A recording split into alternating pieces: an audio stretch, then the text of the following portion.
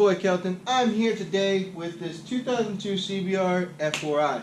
Now this is a stunt bike I've been building for a little bit, and I'm going to go over how to do a clean air mod on this guy.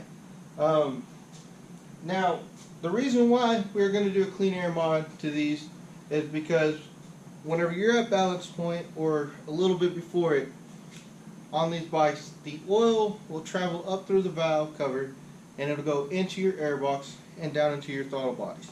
Now that may not sound like a bad thing, but it is. It's going to create smoke, and it can also get your plugs fouled out and cause your bike to run like crap for a little bit, which none of us want that to happen. So we're going to avoid that by modding those guys.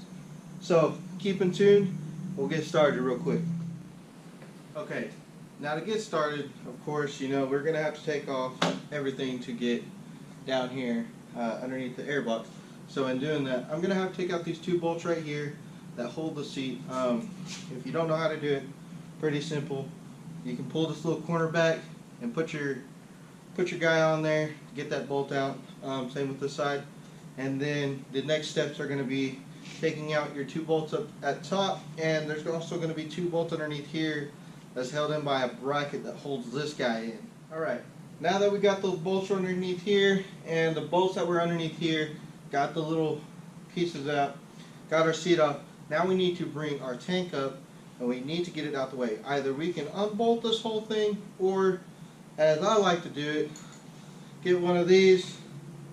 I can just kind of hook back here. Maybe I got the wrong side. Hook back here, grab this guy, watch my wires, watch my hoses, and boom, voila. Little tension on these, perfect. Make sure that you're not putting too much pressure or pull on any of these hoses down here, because those fuel hoses are very important. Now the next thing is, easily we're going to take this and undo this guy, and now we're going to get a screwdriver, and I'll give you a little better view of how we're going to get this off. Okay, so now we're going to get to these screws on the outside all the way around. You've got 3 in the back, 3 on each side, and you've got 1 in the middle. You need to get these guys off, and then we can get to the inside to get this airbox all the way off. Alrighty guys, so now that we got the top off, obviously we're going to have to remove this guy, air filter. And the next way to get this off, you've got 6 bolts in these little holes right here on the outside of each one of these throttle body holes. And we're going to take all 6 of those out, and this guy is going to lift right up. Alright guys, so now we're to where we want to be.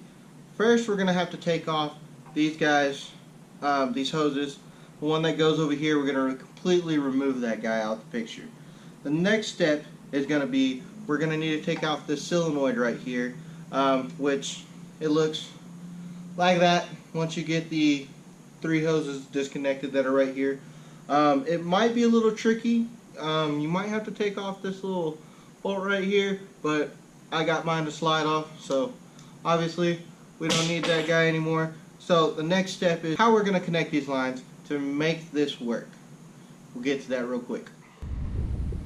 Alright guys, now that we got the airbox off, we're going to notice that we're going to have that purge cylinder, it's gone. You're going to have a hose that connects here that goes to the airbox, and these two are going to be disconnected as well.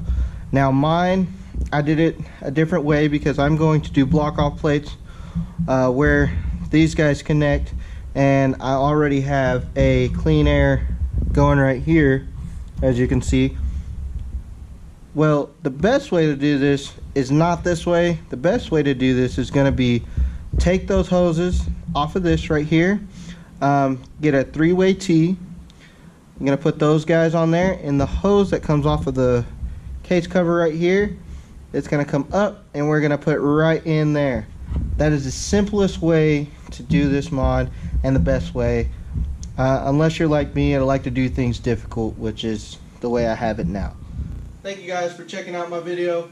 I hope that this helped further y'all's builds or further y'all's progression on said builds. I hope this was good enough information for some of y'all guys that are starting out new like I was. If you like this video, please leave a like down below. If you got any questions or got any comments about how I should do this a little bit better, leave a comment down below, or you can hit me up right here at my Instagram. Let me know what you think. And if you don't mind subscribing, I'm going to have a lot more content come out about these f4i's. I'm going to go over a few here's and there's about the stump bikes and just the f4i's in general right now. So y'all stay tuned, and I hope that I can help y'all out further y'all's builds. Thank you.